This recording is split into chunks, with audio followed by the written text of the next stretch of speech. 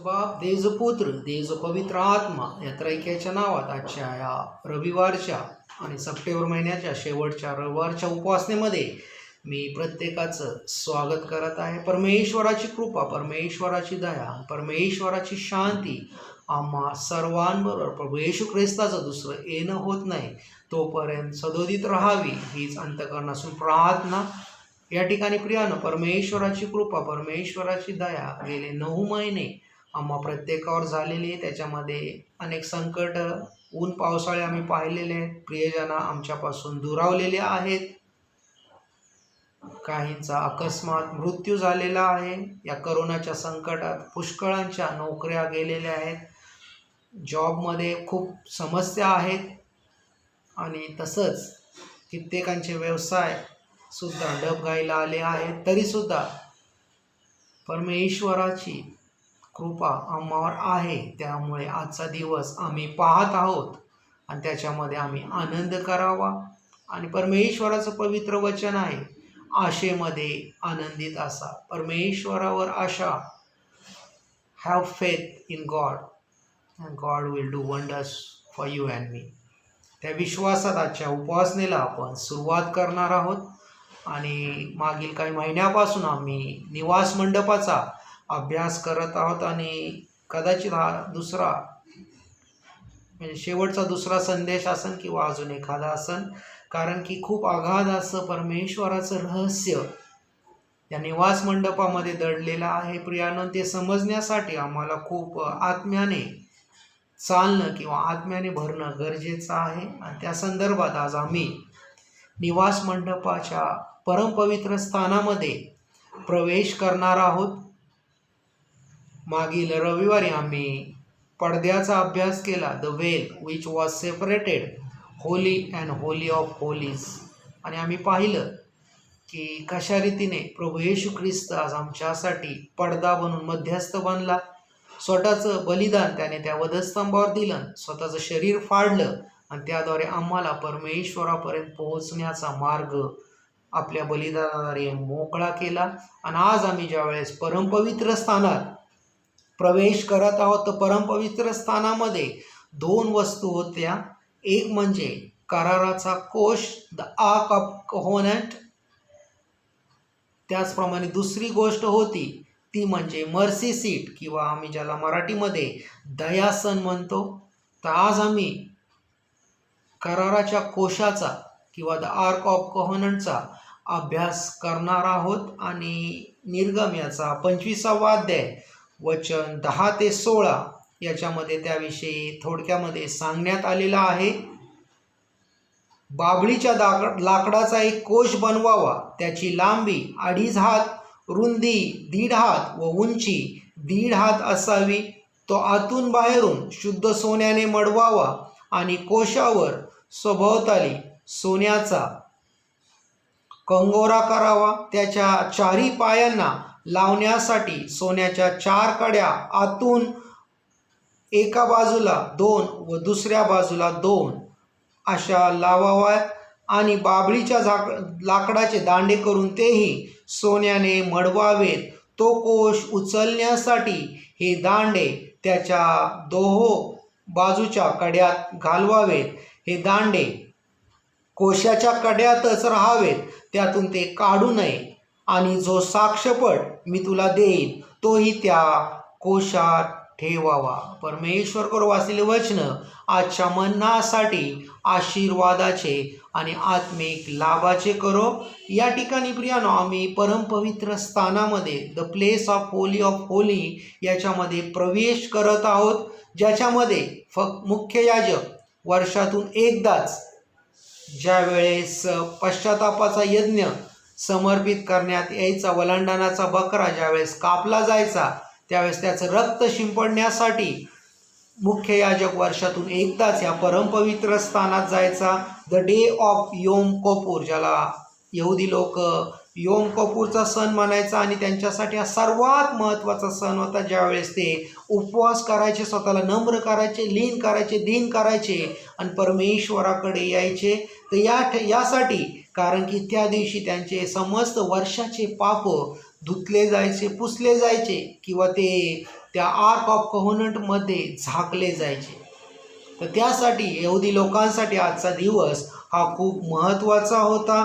आणि या ठिकाणी आम्हाला ज्यावेळेस पवित्र वचनाकडे आम्ही वळतो प्रियानो, तर पवित्र वचन आम्हाला खूप काही या वचनाद्वारे किंवा ह्या कराराच्या कोशाद्वारे परमेश्वर सांगू इच्छितो. या ठिकाणी आम्ही देवाच्या दयासनाकडे किंवा देवाच्या कोशाकडे जाऊ शकतो. आणि कोशाकडे जाण्याचा मार्ग म्हणजे रक्त. जोपर्यंत रक्त सांडलं जात नाही तोपर्यंत आम्ही कराराच्या कोशापर्यंत पोहोचू शकत नाही. आणि परमेश्वराच्या पुत्राने निवास मंडपाच्या बाहेरच्या अंगणात त्या पितळेच्या वेदीवर आपलं रक्त सांडलं, म्हणजे क्रुसावर रक्त सांडून या ठिकाणी आम्हाला या ठिकाणी परमेश्वराच्या समीप जाण्यासाठी त्याने सिद्ध केलं. जर आम्ही प्रियानं हे सर्व स्वर्गीय आहे आणि परमेश्वराचा पुत्र आजसुद्धा स्वर्गामध्ये मुख्य याजक महायाजक बनून या ठिकाणी ते रक्त शिंपडत आहे. जे रक्त त्याने त्या वधस्तंभावर सांडलं आणि त्याद्वारे आम्हा विश्वासणाऱ्यांना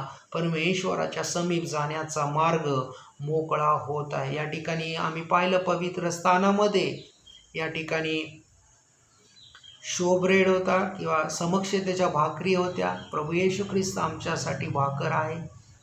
त्यानंतर या ठिकाणी दीपवृक्ष मनोरा होता, ज्याला एक मुख्य ब्रँच होती, त्याला 3 एका साईडला आणि 3 दुसऱ्या साईडला. मुख्य ब्रँच प्रभू येशू ख्रिस्त सिम्बोलाइज आहे आणि 3 ब्रँच म्हणजे आम्ही मंडळी.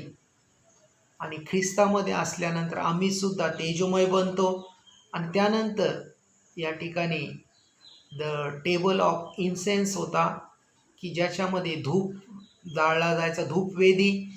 आणि प्रभू येशू ख्रिस्त महायाजक आज तुमच्यासाठी माझ्यासाठी परमेश्वराजवळ मध्यस्थी करत आहे. तीच मध्यस्थी आज तुम्ही आणि मी सुद्धा एकमेकासाठी करणं गरजेचं आहे. हे परमेश्वर आम्हाकडनं अपेक्षित करत असताना या ठिकाणी अद्भुत असा अभ्यास आम्ही केलेला आहे प्रियानो. त्यानंतर आज आम्ही परमपवित्र स्थानात प्रवेश करत आहोत, ज्याच्यामध्ये 2 वस्तू होत्या. एक म्हणजे आर्क ऑफ कव्हनंट किंवा ज्याला आम्ही मराठीमध्ये कराराचा कोश, ज्याच्यामध्ये परमेश्वराने लिहून दिलेल्या 10 आज्ञाच्या 2 पाट्या होत्या. आणि त्यानंतर त्याच्यावर दयासन होतं, ज्याच्यावर 2 करूब आपलं मुख झाकून या ठिकाणी परमेश्वराच्या त्या दयासनाकडं आपलं मुख झाकून या ठिकाणी बसलेले होते प्रियानो. आणि हे दोन्ही गोष्टी बाभळीच्या लाकडाच्या होत्या. बाभळीच्या लाकडाद्वारे या ठिकाणी परमेश्वर आम्हाला सांगू इच्छितो. खूप गोष्टी सांगतोय प्रियानो, त्याच्यातल्या ठराविक गोष्टी मी सांगणार आहोत. The ark of covenant symbolize God's presence in midst of us. सुरुवातीच्याच पहिल्याच निवास मंडपाच्या अभ्यासात आम्ही पाहिलेलं आहे की परमेश्वर मोशेला म्हणतो की माझी तुमच्यामध्ये वस्ती असावी म्हणून तू एक निवास मंडप बनव. आणि या दयासनाच्या जवळ परमेश्वर यायचा, मोशेच्या द्वारे मोशेबरोबर बोलायचा. मुख्य याजकांना तो प्रवेश देऊन त्या रक्ताद्वारे समस्त इस्रायल राष्ट्रांच्या पापाची तो क्षमा करायचा. तर असं हे कोश जो बाभळीच्या लाकडापासून बनवला होता. आणि या ठिकाणी त्याच्यावर सोन्याचं आवरण होतं. आणि इब्री लोकाच्या पत्राचा 9व्या अध्यायाचा अभ्यास केला, त्याच्यामध्ये लेखक सांगतो की त्याच्यामध्ये अब्राहमाची काठीसुद्धा होती. अब्राहमाची काठी, त्याच्यानंतर मन्न्याचं भांडं, म्हणजे ज्या स्वर्गीय पित्याने आम्हाला पुरवला त्याचं भांडं होतं. आणि त्यानंतर 2 पाट्या ज्याच्यावर परमेश्वराने 10 आज्ञा लिहिल्या होत्या. परंतु इतिहासकार सांगतात की आरोनाचा रॉड हा खूप मोठा होता, त्याच्यामुळे तो कराराच्या कोशाच्या बाजूला ठेवण्यात आला होता. कारण की कराराचा कोश हा साधारणतः 2.5 फूट स्क्वेअरचा होता प्रियानो, जास्त मोठा नव्हता. नक्कीच काठी त्याच्यामध्ये मावू शकणार नाही, बसणार नाही. तर असा हा कराराचा कोश बाभळीच्या लाकडापासून बनवला होता. आणि बाभळीचं लाकूड जसं आमच्यासाठी सागवान खूप महत्त्वाचं, तसं इस्रायल राष्ट्रासाठी हे बाभळीचं लाकूड खूप महत्त्वाचं, कारण की ते खूप मजबूत होतं. कडक होतं आणि हर प्रकारच्या हवामानाला ते सामोरे जाऊ शकत होतं. कीड त्याला लागू शकत नव्हती आणि ते कधीच कुजत नव्हतं. तर असं हे बाभळीचं लाकूड आम्हाला सांगतं की ह्या जगातली कीड, त्या बाभळीच्या ह्या जगातलं पाप प्रभू येशू ख्रिस्ताला लागणार नाही. या ठिकाणी बाभळीचं लाकूड हे प्रभू येशू ख्रिस्ताचं मानवता प्रकट करते. It shows God's humanity through Jesus Christ. कारण की ते सिनलेस होतं, कारण की त्याला कीड लागत नव्हती प्रिया. कुठल्या हवामानामध्ये ते स्थिर होतं, मजबूत होतं.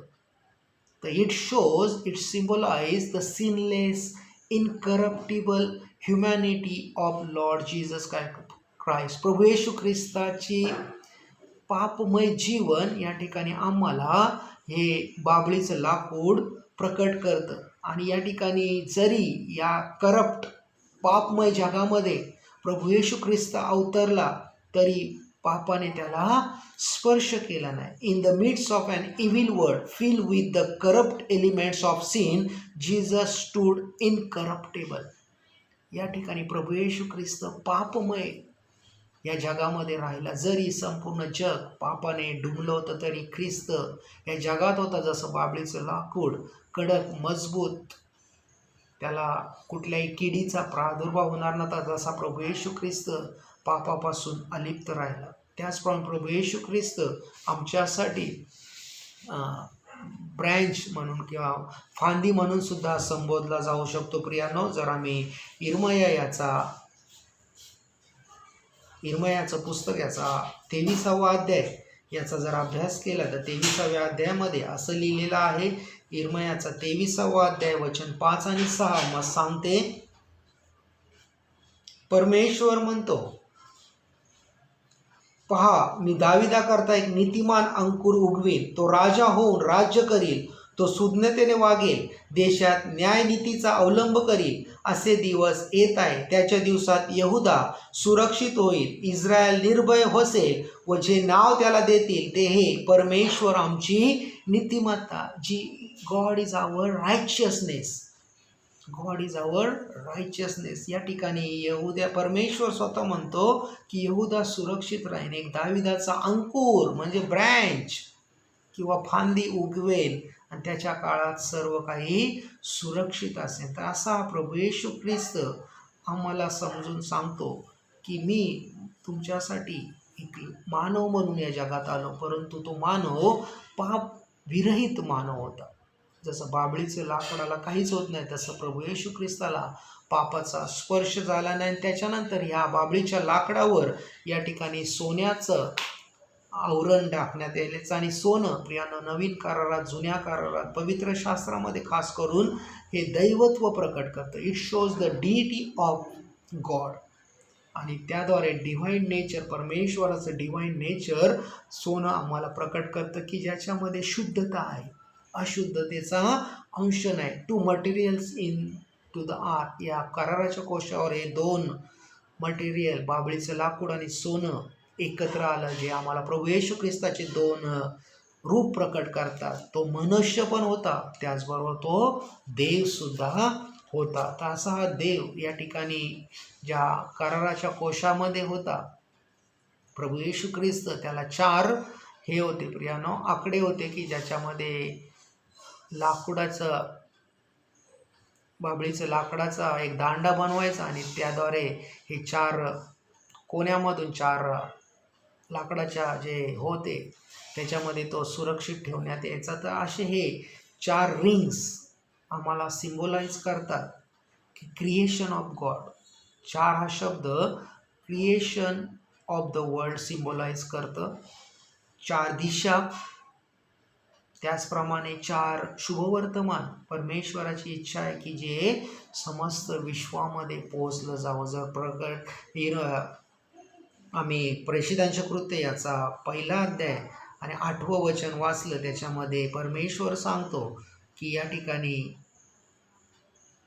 परंतु पवित्र आत्मा तुमच्यावर येईल तेव्हा तुम्हाला सामर्थ्य प्राप्त होईल आणि यरूशलेम, सर्व यहुदियात, शमरोनात व पृथ्वीच्या शेवटापर्यंत तुम्ही माझे साक्षी व्हाल. तर या ठिकाणी देवाचं शुभवर्तमान जगाच्या कानाकोपऱ्यात पोहोचावं आणि 4 शुभवर्तमान प्रिय. त्याचप्रमाणे हे 4 संख्या आम्हाला देवाचं या ठिकाणी कॅरेक्टरिस्टिक प्रकट करते. देव काय आहे? योहान्याचा 4 अध्याय 24व्या वचनामध्ये देवाला सांगण्यात आलेले गॉड इज स्पिरिट, देव आत्मा आहे, गॉड इज स्पिरिट. आणि जर आम्ही उत्पत्ती 1 अध्याय 1 वचनामध्ये देवाचा आत्मा पृथ्वीवर तळपळत होता. तर गॉड इज अ स्पिरिट. त्याच्यानंतर 1 योहान्याचा 1 अध्याय वचन 5 आम्हाला सांगतं God is a light and him no darkness. परमेश्वर हा प्रकाश आहे आणि त्याच्यामध्ये अंधकाराचा अंश नाही. त्याच्यानंतर तिसरी गोष्ट 1 योहान 4 अध्याय 16 वचन गॉड इज लव, देव प्रीती आहे. आणि सर्वात महत्त्वाचं 4थं कॅरेक्टरिस्टिक किंवा 4थं परमेश्वराचा गुण आम्हाला प्रकट होतो तो इब्री लोकाचा पत्र 12वा अध्याय 29व्या वचनामध्ये देव हा न विझणारी आग आहे, न विझणारी आग आहे. जर आम्ही वाचलं इब्री लोकाचं पत्र याचा 12वा अध्याय वचन 29 आम्हाला सांगतं कारण आमचा देव भस्म करणारा अग्नी आहे. God is a consuming fire. आणि या ठिकाणी प्रियानो हे 4 कॅरेक्टरिस्टिक, 4 रिंग्स ज्याच्यामध्ये बाबळीचे दांड्याचे जे त्याला सोन्याने मडवलं होतं त्याद्वारे हा आर्क किंवा हा कोश उचलला जायचा. आणि प्रियानो जर तुम्हाला करारा कोशाचं जर थोडक्यामध्ये वर्णन जर कसं असं हे समजून घ्यायचं असेल तर आम्हाला माहीत आहेत की पालख्या जातात त्यानुसार प्रियानो हा कराराच्या कोशाचं एक वर्णन मी तुम्हाला देऊ शकतो. तर असा हा कोश आम्हाला सर्व रीतीने देवाचं सार्वभौमत्व की देव काय आहे हे सांगण्याचा परमेश्वर प्रयत्न करतो. आणि हा कराराचा कोश या ठिकाणी परमपवित्र स्थानामध्ये द प्लेस ऑफ होली मध्ये ठेवला होता. आणि एक खूप सेक्रेड होतं प्रियानो, हा खूप सेक्रेड होता. कारण की याच्यामध्ये आम्ही वाचलेलं आहे, बायबल जर वाचलं त्याच्यामध्ये कित्येक ठिकाणी लिहिलेलं आहे की जो अशुद्ध व्यक्ती त्या कराराच्या कोशात गेला तर तो मरणार. याचकाला सुद्धा एक दोरी बांधून पाठवण्यात यायचं आणि त्याला घुंगूर लावायचे. जो घुंगराचा आवाज नाही आला तर समजायचा की तो अपवित्र याजक आतमध्ये गेला आणि परमेश्वराने त्याला मारलेले. तर असा हा खूप पवित्र जागा ज्याच्यामध्ये हा कोश ठेवण्यात आला होता. आणि त्याच्यामध्ये प्रियानो 3 आर्टिकल्स मागाशी सांगितले. त्याच्यामध्ये द टेबल ऑफ लॉ की मोशेला परमेश्वराने सिनाय पर्वतावर दिलेल्या 10 आज्ञेचे 2 पाट्या होत्या प्रियानो. आणि त्याच्यामध्ये सुद्धा जर आम्ही पवित्र शास्त्र वाचलं, जर अनुवाद, निर्गम, गणना, त्याच्यामध्ये त्या परमपवित्र स्थानात इतर काही गोष्टीसुद्धा ठेवण्यात आलेल्या होत्या. त्याच्यामध्ये जर कोशामध्ये फक्त 2च गोष्टी होत्या, त्या म्हणजे परमेश्वराच्या लिहून दिलेल्या 10 आज्ञा. त्या व्यतिरिक्त त्या परमपवित्र स्थानामध्ये या ठिकाणी देवाने लावून दिलेले नैतिक नियमसुद्धा होते. The moral law which was commanded by God होते. त्याच्यानंतर सिव्हिल लॉसुद्धा होते की या जगात कसं चालायचं, काय राहायचं, काय नाही. जर अनुवाद याचा 31वा अध्याय 24 ते 26 मध्ये याचं वर्णन आहे. आणि हे मोशेने लिहून ठेवलेले नियम होते. जवळजवळ 1000पेक्षा जास्त नियमाचं पुस्तक होतं प्रिया. त्याच्यानंतर द सेरेमोनियल लॉ सुद्धा होत्या किंवा म्हणजे धार्मिक नियमांचं सुद्धा एक पुस्तक होतं. ते सुद्धा या परमपवित्र स्थानामध्ये होतं, ज्याच्यामध्ये की बकऱ्याचं रक्त कशा रीतीने आणायचं, याजकाने कोणते वस्त्र परिधान करायचे, शब्बात कसा साजरा करायचा, जे सण लावून दिलेले ते सण कसे साजरे करायचे, हे सर्व लेवी याच्या पुस्तकामध्ये लिहिलेले. त्याचे पुस्तकसुद्धा या परमपवित्र स्थानामध्ये ठेवलेले होते. म्हणजे पहिली गोष्ट आम्ही पाहिली ती म्हणजे पवित्र स्थानामध्ये या ठिकाणी मोशेद्वारे लिहून दिलेले परमेश्वराने 10 आज्ञा होत्या त्या आम्हाला सांगतात की तुम्ही ह्या भूतलावर कसं जीवन जगावं. दुसरी गोष्ट या ठिकाणी त्याच्यामध्ये होती ते म्हणजे the golden pot of Manna. या ठिकाणी मन्नाने भरलेलं एक पात्र होतं. ते आम्हाला सिम्बोलाइज करतं की देव आमचा प्रोव्हायडर आहे. God is our provider.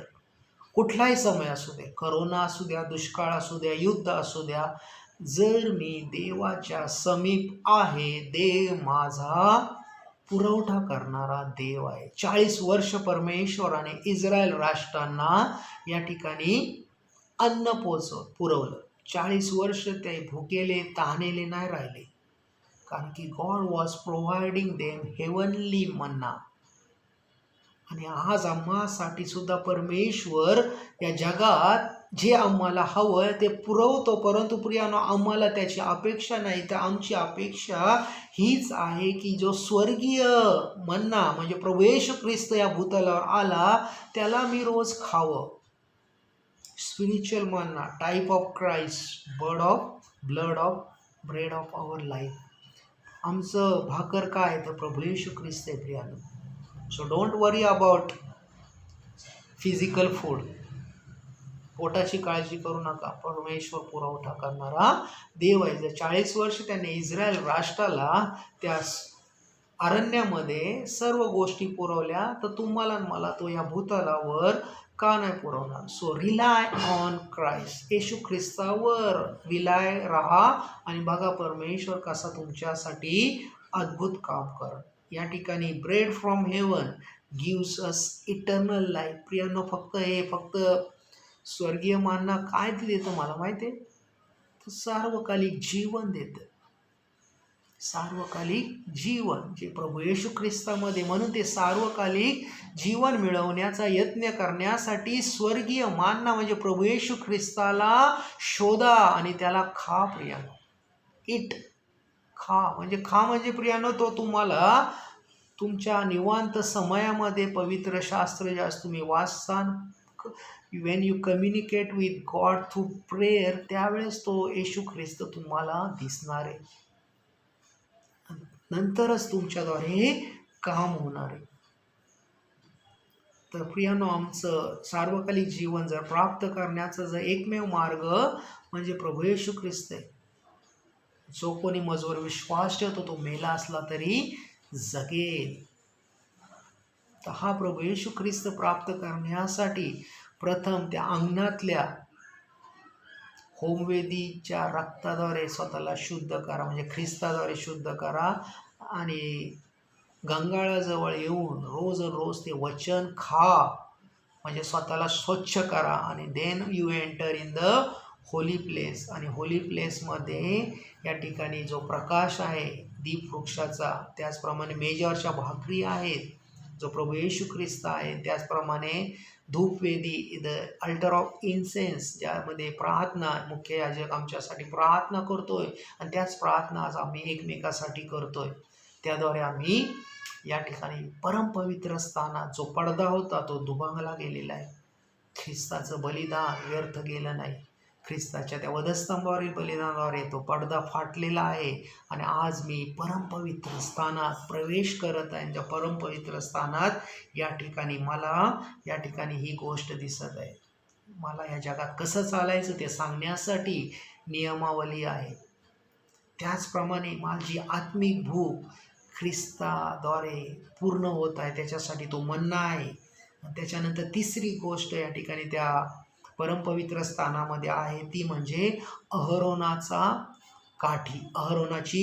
काठी, अहरोन्स रॉड दॅट बडेड. परंतु ती काठी फक्त काठी नाही, तर तिला काय अंकुर फुटलेले प्रियानो.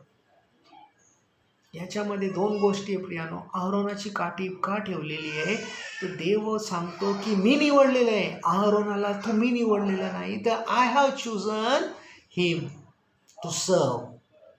म्हणून या ठिकाणी ज्यावेळेस देवाचं पाचारण या ठिकाणी व्यर्थ समजू नका प्रियानो. आज तुम्हाला मला देवाने याजक बनवलेले. पहिल्या पेत्रामध्ये आम्ही पाहिलेले, या सुरुवातीलाच निवास मंडपाच्या अभ्यासामध्ये पाहिलेले, देवाने तुम्हाला मला याजक बनवलेलं आहे.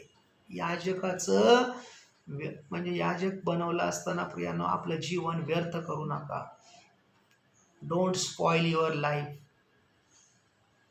याजक बनून याजकाची सेवा करा.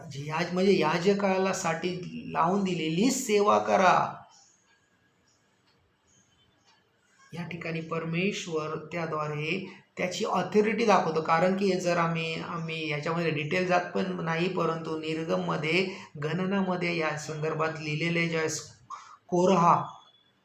कोरहा या ठिकाणी अगेन्स्ट जातो मोशे, मिरियम आणि अहरोनाच्या. म्हणतो काय फक्त काय अहरोनाचीच नेमणूक केली आहे का देवाने? आम्हाला सुद्धा देवाने निवडलेलं आहे. आम्हाला सुद्धा निवडलेले काय फक्त काय लेवी वंशज काय आम्हाला याजकीय सेवा करणार का? आम्ही सुद्धा करू शकणार. त्यावेळेस काय होतंय, परमेश्वर मोशेला सांगतो की 12 वंशाच्या 12 काठ्या माझ्यासमोर घेऊन आण आणि ज्या काठीला अंकुर फुटेल तोच माझी सेवा करेन, असं परमेश्वर या ठिकाणी मोशेला सांगतो. 12 वंशाच्या 12 काठ्या परमेश्वरासमोर येतात, परमेश्वराच्या स्थानामध्ये ठेवण्यात येतात. आणि दुसऱ्या दिवशी ज्यावेळेस उठून इस्रायल राष्ट्र पाहतं तर अहरोनाच्या वंशाच्या काठीला अंकुर फुटलेलं होतं. So it was coming from God. हे देवापासून आलेलं पाचारण होतं. It's God's authority. अहरोनाची काठी आम्हाला जाणीव करून देते की देवाने निवडलेलं पाचारण हे देवापासून आहे, मनुष्यापासून नाही. आणि त्याच्या अगेन्स्ट तुम्ही जाऊ नका. Don't go against God's authority. Aaron was God's chosen. जसं अहरोनाला देवाने निवडलं तसं तुम्हाला मला सुद्धा देवाने निवडलेले. ही अनॉइंटेड. अहरोनाला देवाचं पाचारण झालं होतं, त्याला अनॉइंट केलं होतं, त्याचा अभिषेक केला होता प्रियानो. आणि तोच अभिषेक देवाने तुम्हाला मला सुद्धा केलेला आहे.